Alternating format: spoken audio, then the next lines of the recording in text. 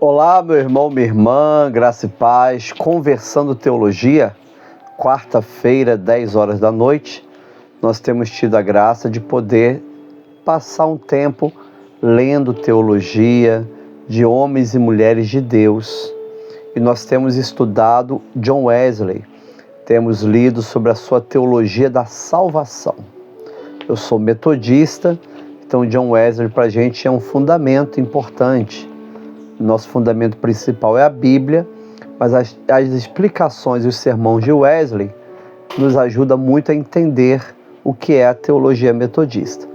Nós não apenas iremos meditar sobre Wesley, mas também sobre outros teólogos da história da igreja.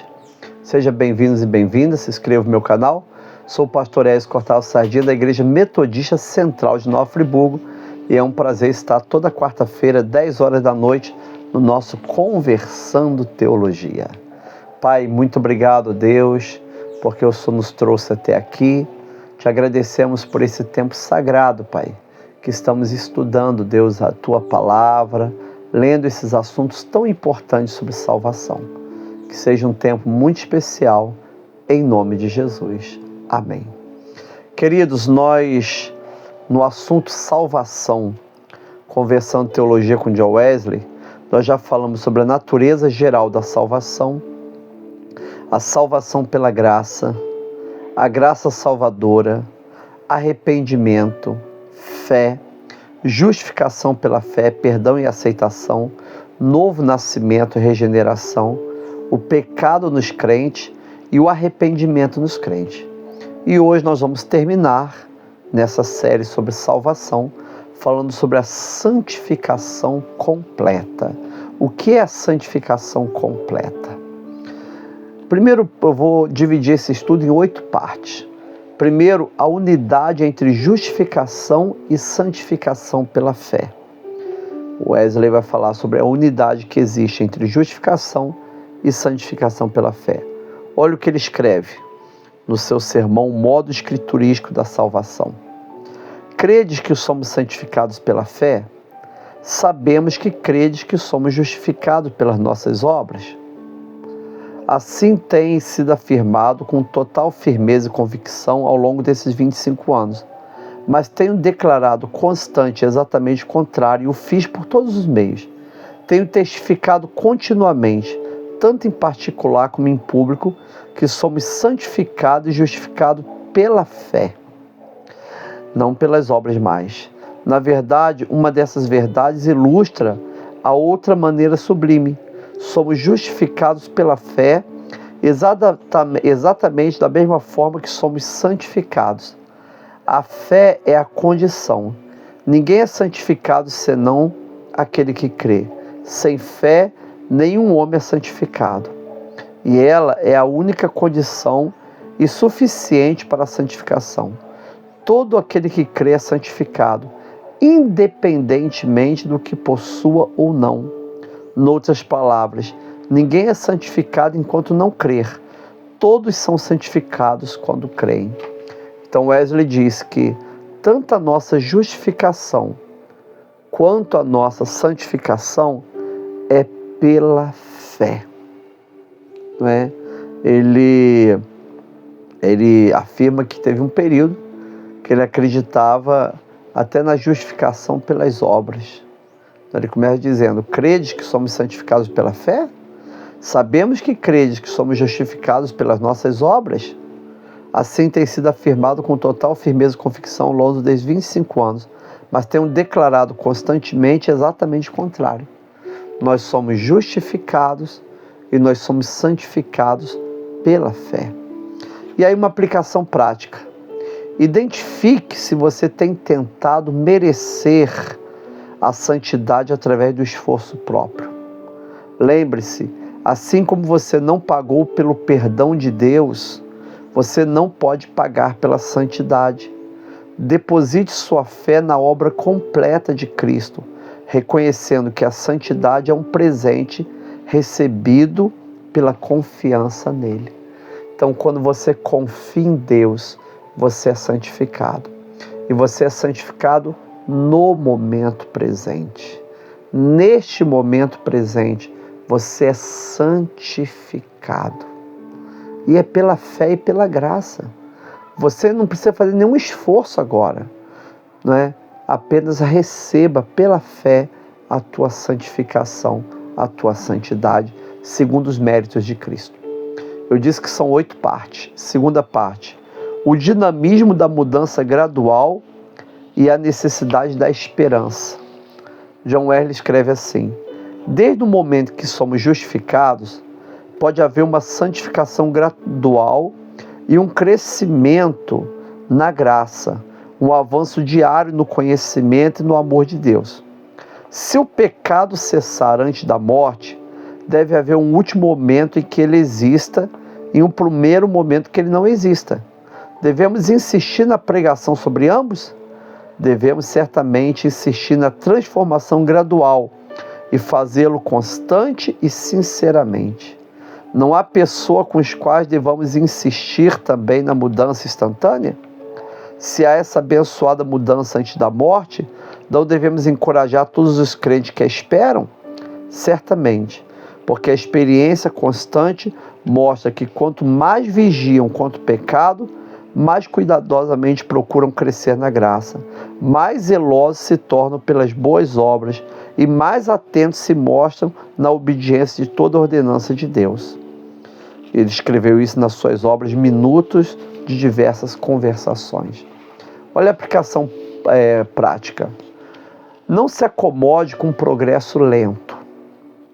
Embora o crescimento seja diário, peça a Deus coragem para esperar uma transformação profunda e imediata em áreas de comportamento que você costuma tolerar.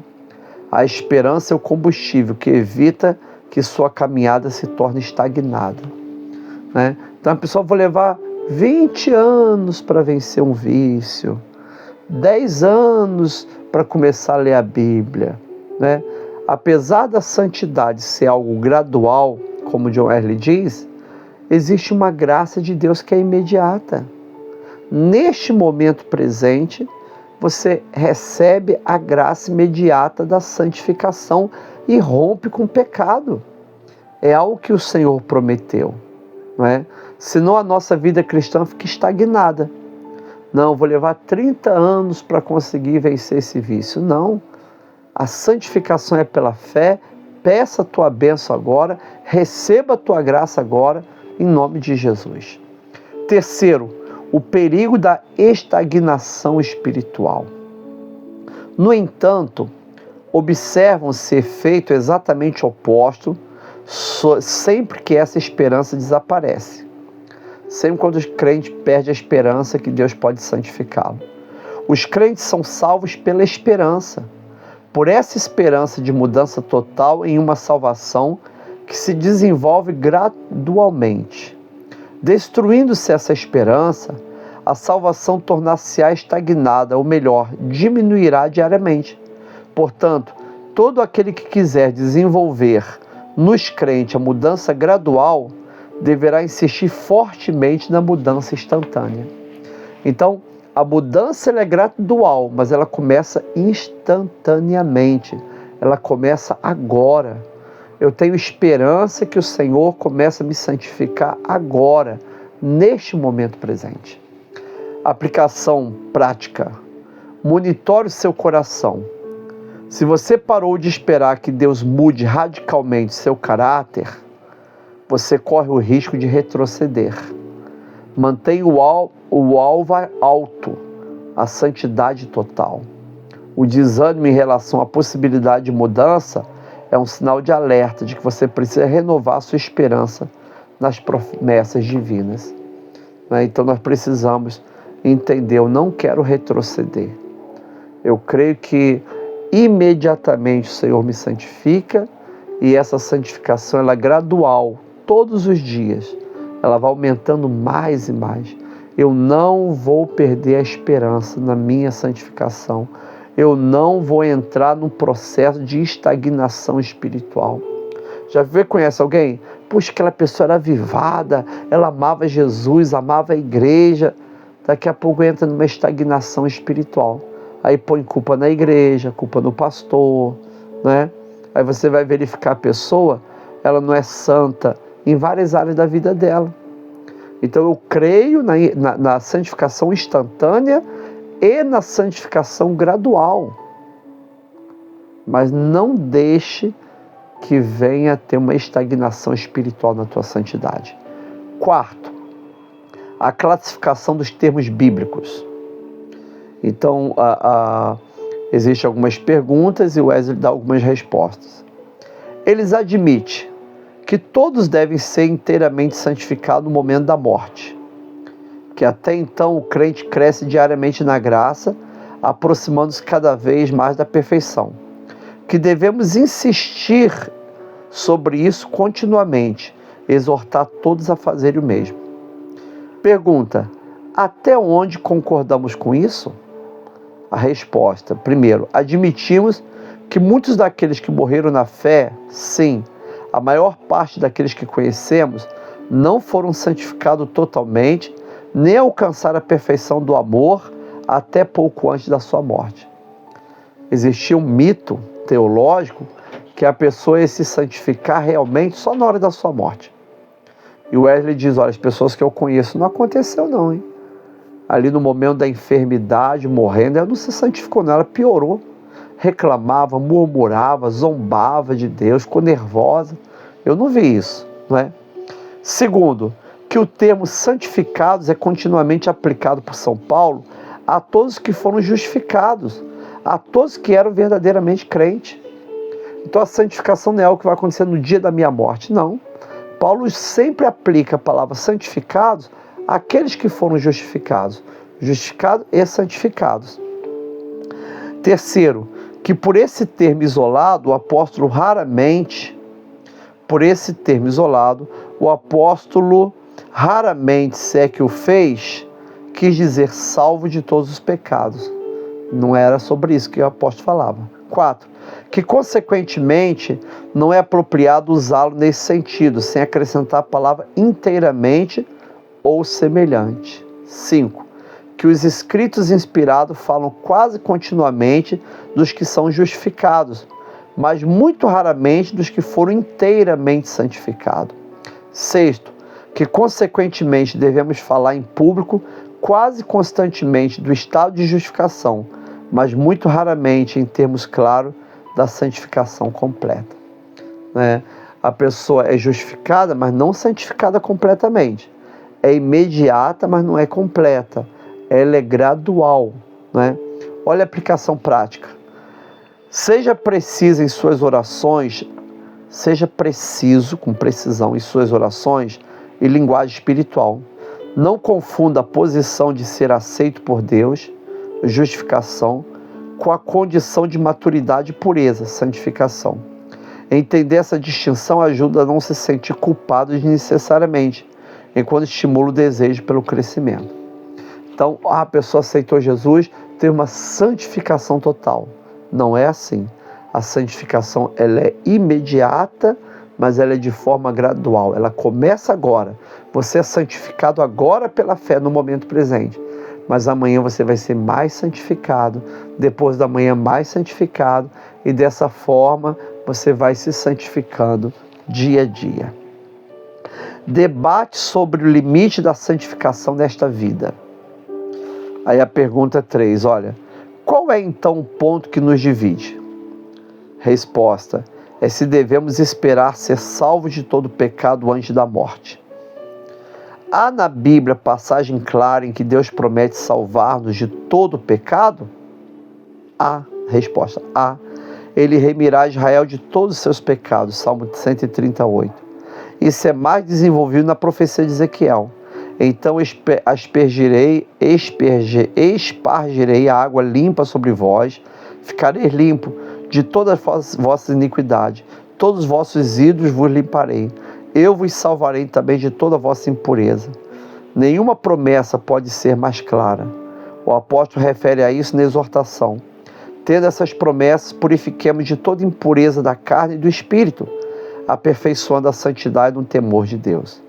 Igualmente clara e expressiva é aquela antiga promessa: o Senhor teu Deus circuncidará o teu coração e o coração da tua descendência, a fim de que ame o Senhor de todo o coração, de toda a sua alma. Aplicação prática. Quando dúvidas surgem sobre a possibilidade de uma vida transformada, volte para a Escritura, não para as suas próprias experiências ou fraquezas. As promessas de Deus são fundamento da fé. Ele promete e Ele é fiel para cumprir. Né? Tem pessoas que dizem, pastor, nunca vou conseguir ser santo, nunca vou conseguir me santificar, não é? É muito difícil a minha santidade. Fica firme nas promessas de Deus, querido. Não é?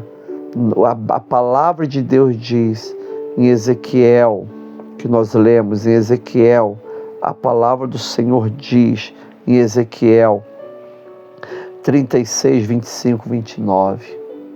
Em Deuteronômio 36, no Salmo 138, que o Senhor é poderoso para te santificar agora, em nome de Jesus.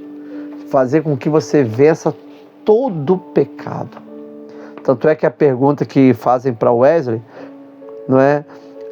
Devemos esperar ser salvos de todo pecado antes da morte? Há na Bíblia passagem clara em que Deus promete salvar-nos de todo pecado? A resposta dele é há. Você confessa Jesus, você é salvo de todo pecado. Aí imediatamente você é santificado, aí começa um trabalho gradual. Que beleza, né? Que bênção do Senhor. Evidências no Novo Testamento agora. 5. Mas há alguma afirmativa a respeito disso no Novo Testamento? Resposta de Wesley: há. E em termos simples, assim diz São João: por esse objetivo o Filho de Deus manifestou-se, a fim de que pudesse destruir as obras do diabo. 1 João 3,8. As obras do diabo, sem qualquer limitação ou restrição, e todo pecado é obra do demônio. Há aquela afirmativa de São Paulo paralela a esta: Cristo amou a sua igreja e deu-se a si mesmo por ela, para que ele pudesse apresentá-la a si mesmo, uma igreja gloriosa, não possuindo mancha ou ruga, ou qualquer coisa assim, mas que ela deve ser santa e irrepreensível. No mesmo sentido, ele afirma aos Romanos: Deus nos enviou seu Filho, para que a justiça da lei pudesse ser cumprida em nós, andando não segundo a carne, mas segundo o Espírito. Paulo escrevendo aos Romanos capítulo 8, 3 e 4. Aí a pergunta 6 ainda. Há no Novo Testamento alguma outra base para que se espere ser salvo de todos os pecados? Resposta: há, sem dúvida, nas orações e nos mandamentos que equivalem às mais fortes afirmações. Né? Ou seja, o Novo Testamento também afirma que nós podemos ser livres de todo pecado. Não é? Aplicação prática. A missão de Cristo não foi apenas perdoar pecados passados, mas destruir as obras do diabo na vida presente. Quando se sentir tentado, lembre-se de que o propósito da vinda de Jesus foi exatamente lhe conceder poder para não andar segundo a carne. Então eu creio que o Senhor hoje retira todo o pecado. Essa é a teologia de Wesley, não é? A santificação é imediata e gradual, ela não é completa, ela é gradual. Agora, nós vencemos o pecado agora, pela graça do Senhor Jesus. Orações e mandamentos como base para a santidade. Então, a pergunta 7. A que orações isso se refere? Que eu terminei mostrando, né? A orações e nos mandamentos que equivalem às mais fortes afirmações. Orações a favor da inteira santificação, as quais, se não existissem, seriam zombaria contra Deus. São particularmente estas. Olha só. Livra-nos do mal, ou melhor, do maligno. Quando isso se realiza, quando somos libertados de todo o mal, não pode haver permanência do pecado. É a oração do Pai Nosso: livra-nos de todo mal.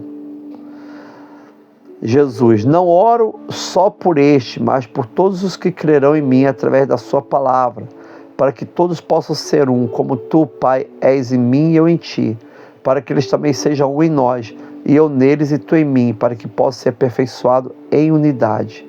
Eu me ajoelho diante do Pai, nosso Senhor Jesus Cristo, para que vos conceda que, segundo vos arraigados, alicerçados em amor, possais compreender com todos os santos qual seja a largura, profundeza e altura, e conhecer o amor de Cristo que excede todo conhecimento, para que possais ser cheios de toda a plenitude de Deus. Então, primeiro ele cita a oração sacerdotal de João 17, e agora a oração de Paulo em Efésios 3. O verdadeiro Deus de paz vos santifique totalmente, e rogo a Deus para que todo o vosso espírito, alma e corpo sejam preservados e irrepreensíveis até a vida do nosso Senhor Jesus Cristo. 1 Tessalonicenses 5, 23. E a pergunta 8. Quais são os mandamentos sobre o assunto? E a resposta: sede perfeitos como o vosso Pai que está nos céus é perfeito. Jesus disse em Mateus 5. Amarás o Senhor teu Deus de todo o coração, toda a tua alma e toda a sua mente. Mateus 22, 37. Se o amor de Deus enche todo o coração, não pode haver pecado ali. Não é? É a obra Minuto de Conversações Tardias. Né? Olha a aplicação prática. Transforme as orações bíblicas citadas em suas orações diárias. Não as veja apenas como texto de estudo, mas como modelo de que Deus deseja conceder a você hoje. Orar com base no que Deus já prometeu é a forma mais eficaz de alinhar a sua vida com a vontade dele. Então, Wesley citou o Antigo Testamento e citou o Novo Testamento, mostrando que verdadeiramente nós podemos vencer o pecado pela fé e imediatamente começar uma santificação total, e essa santificação será gradual. Glória a Deus por isso. E por último, eu achei linda essa última parte, 8ª parte, né? São 8 partes, a corrupção interior, vigilância e perseverança. Atenção agora, hein? Os crentes que não estão convencidos da profunda corrupção do seu coração, ou que estão apenas superficialmente convencidos, pouco se preocupam com a santificação completa. Eles podem, possivelmente, manter a opinião de que isso se realizará no momento da morte, ou em alguma época que o desconhece. Não sente necessidade dela, não tem fome ou sede por ela. Primeiramente, conhecemos um grande número de pessoas que têm dado prova de que foram santificados totalmente. Em segundo lugar, é comum aqueles que assim são santificados, creem que não podem cair. No entanto, temos visto alguns dos mais fortes deles perderem sua firmeza depois de algum tempo. Em terceiro, diversos desses, contudo, depois de se sentirem profundamente sua queda, foram novamente cheios de amor. Mas ninguém infira desta compaixão de Deus que Ele tenha dado permissão a qualquer um para pecar. Se as Escrituras são verdadeiras, aqueles que são santificados pelo sangue da aliança podem, contudo, cair e perecer eternamente. Portanto, aquele que está em pé, veja que não caia. Do sermão O Arrependimento nos Crentes, não é? Chamado aos desviados, e pensamento sério sobre perseverança dos santos. Então Wesley deixa claro, aqueles que foram santificados, aqueles que foram salvos, aqueles que tiveram encontro com Cristo, se não vigiar, podem perder a salvação. Podem perder a salvação. Existe, infelizmente, crentes que estão convencidos, não, eu aceitei Jesus, nunca mais peco, minha santificação é total e imediata. Ela é imediata, mas ela é gradual. Não é? Não existe salvação se a pessoa não vigia. Então a pessoa pode ser santificada pela graça, firme, e não vigiar e perder a salvação. E a última aplicação prática para esse último parte, a 8ª parte, é o seguinte: a autoconfiança é seu maior inimigo. Mesmo na maturidade espiritual, Cultiva um espírito de dependência total e humildade. A fome e sede pela santidade deve ser mantida ativa pelo reconhecimento constante de que precisamos de Deus a cada segundo para não cairmos. A vigilância é o preço da liberdade. Quer ser livre, quer ser feliz, quer se santificar? Vigie a sua vida. Então a autoconfiança é nosso maior inimigo, gente. Não é? Mesmo na maturidade espiritual, cultive um espírito de dependência total e humildade. Poxa, estou na minha maturidade espiritual. Seja humilde, seja santo. A fome e sede pela santidade devem ser mantidas ativas pelo reconhecimento constante que precisamos de Deus a cada segundo para não cairmos. Então essa é a teologia de Wesley com relação à santificação completa. A santificação é pela fé, o que a gente aprendeu hoje, fazer um resumão. A santificação é pela fé, assim como é a justificação. Só que tem que a santificação ela é imediata e gradual. A pessoa vai ser totalmente santificada na hora da morte. Wesley diz, isso não existe. Ela é agora, a santidade é agora. E ela é gradual. Não existe aquela santidade total que a pessoa não vai cair. O Wesley diz claramente, a pessoa pode ser muito santificada. Se ela não vigiar, ela pode cair e perder sua salvação. Então é muito lindo isso, né, querido? Nós somos santificados pela fé e pela graça. E a vigilância é o preço que a gente paga pela liberdade.